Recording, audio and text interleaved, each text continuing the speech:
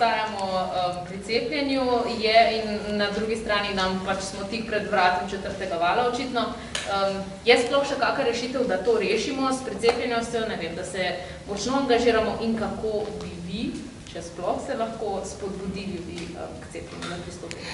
Torej, predvsem se moramo zavedati, da cepljenje pravzaprav v prvi vrsti ščiti posameznika. In cepiva, ki so na razpolago, so zelo dobro učinkovita pred hudim potekom bolezni COVID-19. Ta hudi potek pa, kot veste, je značilen za starejše ljudi ali pa za ljudi, ki imajo določene kronične bolezni, ki so pač dejavnik tveganja za hud potek te okužbe. V Sloveniji tudi ta populacija še ni v dovolj veliki meri precepljena in predvsem bi v tem trenutku nekako povabila oziroma priporočila vsem tistim, ki spadajo v rizične skupine, torej starejšim od 50 let, ljudem, ki imajo sladkorno bolezen, hipertenzijo, prekomerno težo, da se cepijo za svojo zaščito. Na ta način bomo seveda na eni strani sicer še vedno imeli okužbe, ker če bi želeli kroženje virusa preprečiti, bi pri novi, tej delta varianti, ki je bolj kužna, potrebovali res velik delež precepljene populacije. To je bilo težko doseči oziroma niso dosegli niti v državah, kjer je cepljenje bistveno bolj razširjeno, recimo v Veliki Britaniji, v Izraelu, v velikem delu drugih evropskih držav. Tisto, kar res lahko naredimo, torej to pomeni, da bo teh hudobolnih čim manj, kar je dobro seveda za njih osebno, po drugi strani je pa pomembno, da ne bomo imeli pretirano velikega števila ljudi, ki bi potrebovali hospitalizacijo in bi to spet zablokiralo zdravstvo. Kot vedno opozarjamo, ne gre samo za te konkretne ljudi, ki so hudobolni in ki seveda so življenjsko ogroženi, ampak gre potem za težavo v obravnavi vseh ostalih bolnikov. In če bomo to uspeli preprečiti, bomo imeli nekako situacijo, kot jo vidimo v teh omenjenih državah, kjer je okužb sicer veliko, ampak bolnišnice niso preobremenjene. To pa pomeni, da pravzaprav niso tako zelo potrebni ti restriktivni ukrepi za omejevanje prenosov, se pravi, da se prepove neko zbiranje, prepove prireditve, kjer prihaja do zbiranja ljudi in podobno prepove potem seveda tudi gibanje, kjer prihaja več ljudi skupaj. To je nekaj, kar res lahko naredimo in kjer bi bilo res pomembno, no, ne samo za družbo, to je en aspekt, ampak za vsakega od teh posameznikov. Na to družbeno odgovornost stavi tudi minister Poklukar, ampak o tem se pogovarjamo že več tednov, ne? In stvari se niso kaj dosti spremenile, če gledamo odstotke precepljenosti. Saj zato pa jaz ne bi v tem primeru, čisto konkretno iz razlogov, ki sem jih ravnokar razložila, apelirala tako zelo na družbeno odgovornost, ampak na lastno zaščito. Ker treba je vedeti, da je ta nova varianta bolj kužna, se pravi, je verjetnost, da se bomo okužili še večja, kot je bila prej. Poleg tega je življenje v družbi toliko sproščeno, ljudje hodimo okrog, se pravi, obstaja večja verjetnost, da bo do okužbe prišlo. Zato je tako zelo pomembna ta lastna osebna zaščita.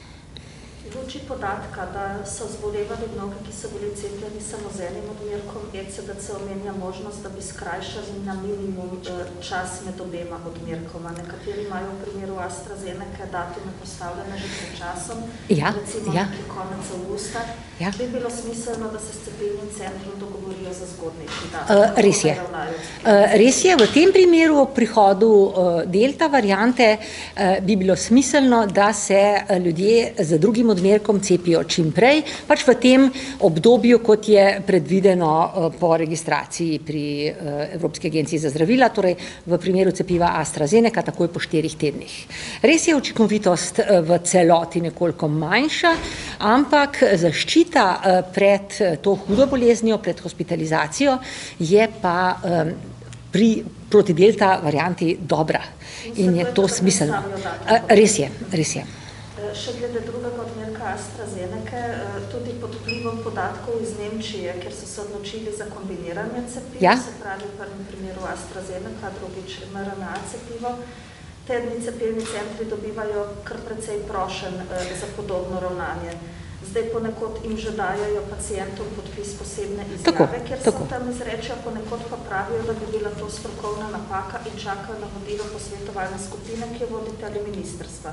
Kako naj ravnajo cepilni centri? Torej gre za uporabo cepiva izven tega področja oziroma načina, kako je cepivo registrirano, ampak sedaj je kar nekaj raziskav, ki so analizirale, kako mešane sheme potekajo, kakšen je učinek in kakšna je varnost, tako da je to seveda možno. Za priporočilo se pravzaprav najverjetneje ne bomo odločili. Tudi Nemci so sicer priporočili mešanje shem, ampak v istem stavku nekako poudarjajo, čeprav pogovori o tem še niso končani, vendarle priporočamo že mešano shemo. To se nam zdi preuranjeno in tudi druge države se ne odločajo za priporočilo za mešanje. Morda gre za večjo učinkovitost, ampak lahko da gre tudi za večji varnostni problem. Je pa to cepljenje možno, s tem se mora strinjati seveda cepljena oseba in se cepljenje lahko opravi. Se pravi, vam se ne zdi to strokovna napaka? Ne, to ni strokovna napaka, to je uporaba zdravila izven njegove registracije ob soglasju seveda pacienta. Odgovornost prevzame v tem primeru cepitelj?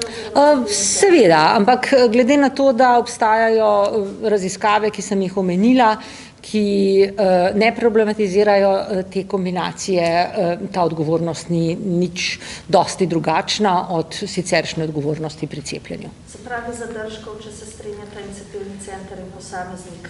Ne, v bistvu ni. Gre za dogovor, priporočilo, da bi šli pa v širše, da bi vse ljudi, ki so bili cepljeni s prvim odmerkom cepiva AstraZeneca, sedaj cepili pa za mRNA, zato se pa zelo verjetno ne bomo odločili iz preomenjenih varnostnih razlogov. Torej reaktogenost, ta neposredna reakcija, ti neželeni učinki, ki se pojavijo takoj po cepivu, so v tem primeru večji. Po drugi strani pa seveda imamo na eni strani tveganje za hude neželene učinke cepiva AstraZeneca pri prvem odmerku, ki jih pri drugem praktično ni, in na drugi strani določene zaplete, ki jih pripisujejo mRNA cepivom, ki so značilni za drugi odmerek. Sicer pri homologni shemi, se pravi, da gre obakrat za isto cepivo, ali se do tega pride tudi pri kombinaciji, v bistvu ne vemo, ampak dokler ne vemo, seveda se pri priporočilih držimo pač tega, kar je zapisala EMA. Dr. Bejovičeva, morda še na včerajšnjo razpravo v naši oddaji. Omenili ste, da ste recimo osebno naklonjeni tej ideji obveznega cepljenja. Ste tudi že resno o tem razpravljali, kako je s tem za celotno populacijo, morda ali samo za zdravstvene delavce? Na kratko. Ne, kakšnih prav takih resnih debat o tem, kako bi to v Sloveniji šlo, kot jaz vem, ni, mogoče potekajo v kakšnih drugih krogih. V bistvu gre za to, da smo zdravniki kar zelo prepričani v to, da je cepljenje izjemno pomemben ukrep, če želimo preprečiti nadaljevanje epidemije. Zelo učinkovit in zelo varen. In tukaj je v bistvu neka naša odgovornost, da ljudi res prepričamo, da se v celoti vsi cepijo. Družba se lahko seveda odloči drugače, ampak stališče stroke, ki pa mora res stati za tem, da se vsi ljudje cepijo, to je kot ene vrste, ne vem, če greste gledati individualnega pacienta, jaz sem odgovorna za to, da on res opravi tisti zdravstveni poseg, ki je za njega življenjsko pomemben. Tako je cepljenje življenjsko pomembno trenutno za družbo v Sloveniji ali pa kjerkoli. Z tega stališča se mi zdi, da pravzaprav mora stroka zagovarjati obvezno cepljenje oziroma kakršenkoli ekvivalent, ki bi poskrbel za to, da bi se cepilo več ljudi. Seveda pretežno, če se le da, tistih, ki so bodisi bolj izpostavljeni ali pa prenašajo okužbo na bolj ranljivo populacijo. Mislite, da obstaja kakšna verjetnost, da do tega pride, bodisi za celotno populacijo oziroma za zdravstveno osebje, in nekaj ste tudi omenjali, da verjetno se bomo zgledovali oziroma ozirali po drugih državah. Vprašanje, do neke mere bomo spremljali situacijo, kot veste, ta razprava poteka tudi po drugih državah, kjer recimo nimajo obveznih cepljenj, tako kot jih imamo v Sloveniji, kjer pravzaprav ta inštitut obveznega cepljenja poznamo. Tako da se mi zdi, da bi bilo v Sloveniji v bistvu to lažje uvesti, za ljudi bolj sprejemljivo, zato ker sprejemamo obvezno cepljenje otrok, tako ljudje na splošno, kot je pred leti tudi Ustavno sodišče presodilo, da je pravzaprav zaščita otrok tukaj pomembnejša od te proste izbire, v bistvu v tem primeru staršev, ali bi se otroci cepili ali ne.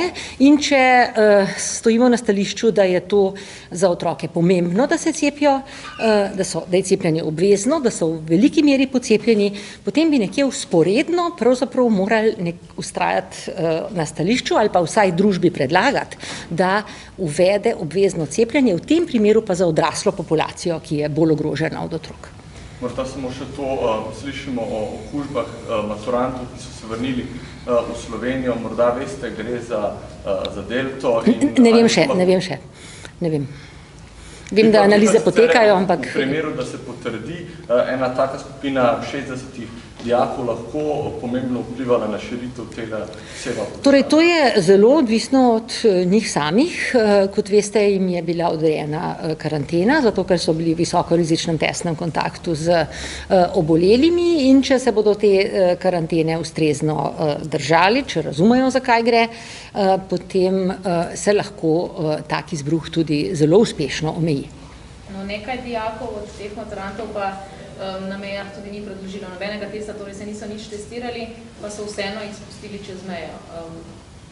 V preteklosti smo že omenjali, kako pomembno je spremljanje okužb, kako pomembno so dejansko karantene, ker, tako kot ste vi že rekla, zadržijo, omejijo pač širjenje okužb. Torej, treba je vedeti, da negativen test v enem določenem trenutku, recimo pri prehodu čez mejo, ni enakovreden karanteni, ker ta oseba, ki je ta trenutek negativna, je lahko v inkubacijski dobi in dobesedno naslednjo uro, naslednji dan postane pozitivna in s tem kužna za druge ljudi. Temu je karantena namenjena, da ljudje ostanejo v vsem tistem času, ko bi se jim okužba lahko razvila in bi postali kužni, ločeni od drugih ljudi, zato da se ne prenaša okužba naprej. To je ta bistven pomen karantene, ki je negativen test ne more nadomestiti.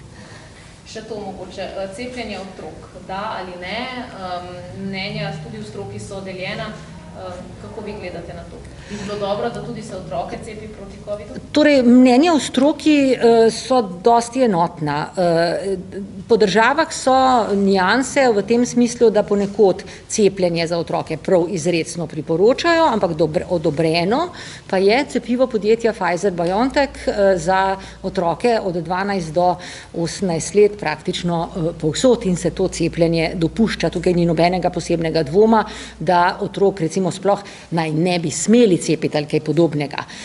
Je pa seveda vprašanje, ali je to cepljenje otrok res nujno potrebno, če gre za zdrave otroke, če gre za otroke, ki spadajo v posebej ranljive skupine zaradi svojih kroničnih bolezni, tukaj ga tudi v Sloveniji izrecno priporočamo.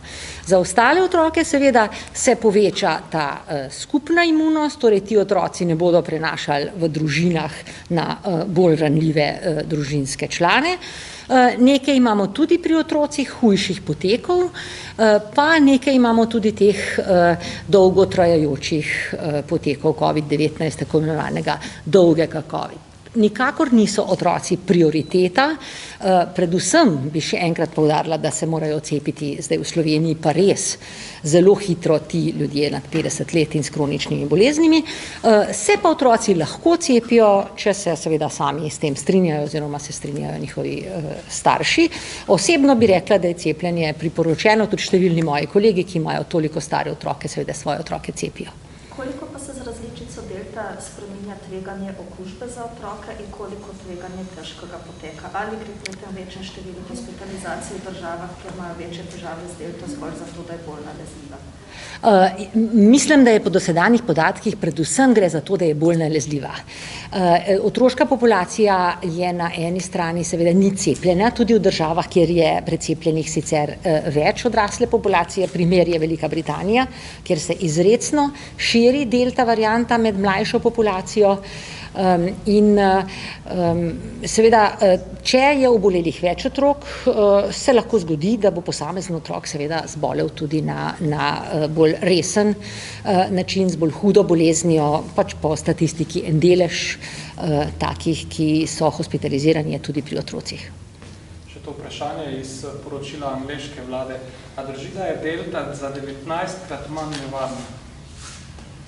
Ne, to pa nisem slišala. Torej, v Veliki Britaniji se kaže precejšnja razlika med naraščanjem števila primerov in naraščanjem števila tistih, ki potrebujejo hospitalizacijo. In to razliko lahko pripišemo cepljenju tistega dela populacije, kjer poteka bolezen tako, da potrebujejo hospitalizacijo. To je ta osnovni razlog. Je nekaj statistike, ki kažejo pravzaprav razlike med potekom, med smrtnostjo, ki so v prid, ampak to so zelo preliminarni podatki, delte, se pravi, kot neke manjše nevarnosti, ampak mislim, da je ta razlika predvsem zaradi precepljenosti te populacije. Še delta plus, katere bi te glavne značilnosti? Torej, delta plus naj bi se še bolje izognila imunskemu odgovoru in bila slabše občutljiva za to novo zdravilo, ki je zdaj na razpolago tudi pri nas, za ta monoklonska protitelesa, ki so neke vrste pasivno cepivo, ki ga lahko dobi nekdo v začetku bolezni, da prepreči potem nadaljnji razvoj bolezni. To je prav gotovo lastnost, ki se kaže. Zdaj vse ostalo, ali je bolj kužna ali ne, ali predstavljati, kako se v Indiji bojijo, razlog za nek nov izraziti val, to bomo še videli. No. Glede na izkušnje, ki jih imamo, najprej so to variante, ki so nekje zanimive, ne?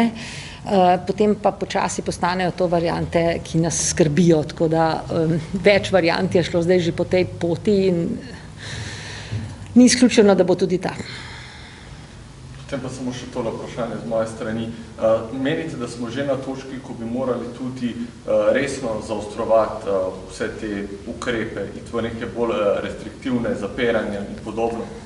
To bi vam jaz težko odgovorila, ker se zdaj ne ukvarjam toliko s tem, ampak glede na to, da gre zdaj za ta izbruh v Sloveniji, ki je znan, omejen, je treba pač situacijo spremljati. Po jesenskega vala imamo pač to konkretno izkušnjo, da je smiselno ukrepe uvesti čim prej. Res pa je, da je situacija drugačna. Mi imamo zdaj prvič precejšen del populacije vendarle precepljen in to pretežno te najbolj rizične, potem je kar nekaj ljudi že prebolelo, imamo hitre teste, s katerimi si lahko pomagamo, da pri vseh zbiranjih, druženjih, tudi zasebno, če imamo kaj, skratka zagotovimo, da smo tisti hip varni. Tako da, če bi se posluževali teh ukrepov res dosledno, potem morda te zapore ne bodo potrebne.